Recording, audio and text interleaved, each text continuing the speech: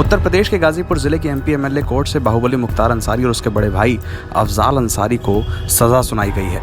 15 साल पुराने गैंगस्टर के मामले में मुख्तार अंसारी को 10 साल और अफजाल अंसारी को 4 साल की सजा हुई है। कोर्ट ने मुख्तार अंसारी पर 5 लाख रुपए और अफजाल अंसारी पर 1 लाख रुपए का जुर्माना भी लगाया है।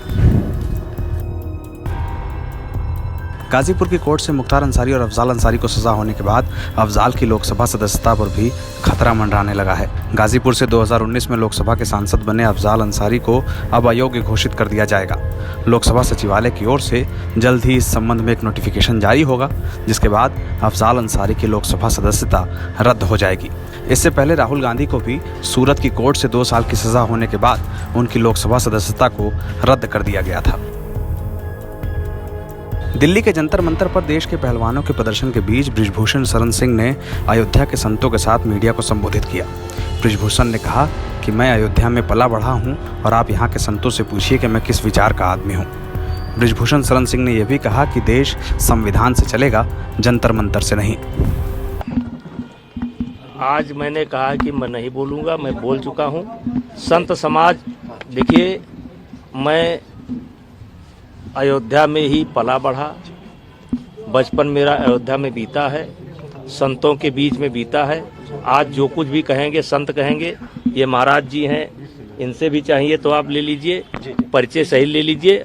और महाराज जी ने अभी जो कहा है कि देश सुप्रीम कोर्ट से चलेगा, देश संविधान से चलेगा, जंतर मंतर से नहीं चलेगा।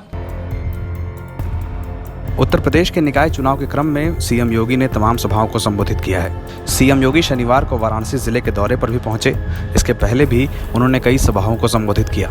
सीएम योगी ने निकाय चुनाव के प्रचार के दौरान यह भी कहा कि देश में अब तक डबल इंजन की सरकार चलती थी, लेकिन निकाय चुनाव में जीत के साथ देश को अब ट्रिपल इंजन की जरूरत है। नगर निकाय में अच्छे लोग रहेंगे, अच्छा बोर्ड रहेगा तो तेजी के साथ बुनियादी सुविधाएं मिलेंगी, सुरक्षा का बेहतर वातावरण बनाने में लोग योगदान देंगे, स्वच्छ और सुंदर वातावरण बनाने में लोग अपना योगदान दे पाएंगे। और अगर गलत लोग रहेंगे तो फिर जो पैसा आएगा भी या तो आएगा नहीं, आएगा भी तो उस बंदर पांठ हो जाएगा।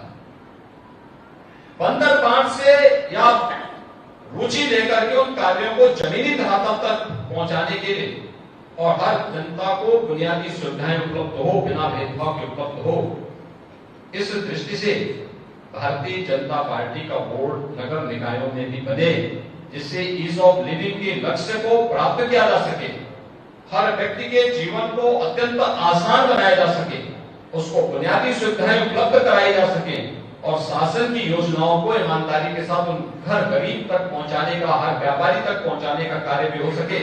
इस दृष्टि से डबल इंजन के साथ अब ट्रिपल इंजन भी आवश्यक है। उत्तर प्रदेश के रामपुर जिले में स्वार विधानसभा सीट पर प्रचार करने उतरे आजम खान ने कहा है कि मेरी लोकसभा सदस्यता जूतों की ठोकर पर भी चली जाए तो मुझे इसकी कोई परवाह नहीं होगी। आजम खान ने कहा है कि रामपुर के लोगों को इस बार पुलिस की लाठी के जोर से नहीं डरना होगा। रामपुर के लोग अगर वोट करेंगे तभी जाकर उनके हक की आवाज बच पाएगी। हमारे और तुम्हारे स्टाफ के बीच जो हमारा कॉन्ट्रैक्ट हुआ था, जो समझौता हुआ था, जिस पर हमने और उन्होंने अपने खून से दस्तखत किए थे, अपने लहू से अंगूठे लगाए थे, आज उसका नतीजा है एक हसीन शहर तुम्हारे सामने है, एक रोशन मुस्तकबिल का ख्वाब देखा है। गई पार्लियामेंट मेंबरशिप, गई असेंबली, गई जूते की ठोकर पे गई। जानते हो क्या मजाज है तुम्हारे इस फकीर साथी का? वजीर था मैं, दिल्ली गया हुआ था दौरे पर, टेलीविजन पर खबर आई कि सपोर्ट वापस हो गई गवर्नमेंट की। मैं बाहर निकला, सड़क के पार गया, अपने हाथ में अपनी अटैची ली, न पीए न स्टाफ न सिक्योरिटी। डीटीसी की बस पकड़ी, दिल्ली के रेलवे स्टेशन आया, टिकट लिया और रामपुर चला आया। और याद भी नहीं रहा कि कुछ देर पहले मैं वसील भी था। बताओ, कभी कोई शान, कभी कोई शौकत, कभी मेरी गाड़ी में हुटर की आवाज, हॉर्न की आवाज, रामपुर वालों सुनी है किसी की? इसलिए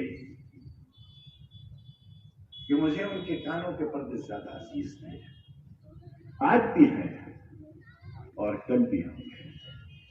हमने ये शहर और सियासत का ये नक्शा उत्तर प्रदेश पर 4 बार कब्जा यूं ही नहीं किया।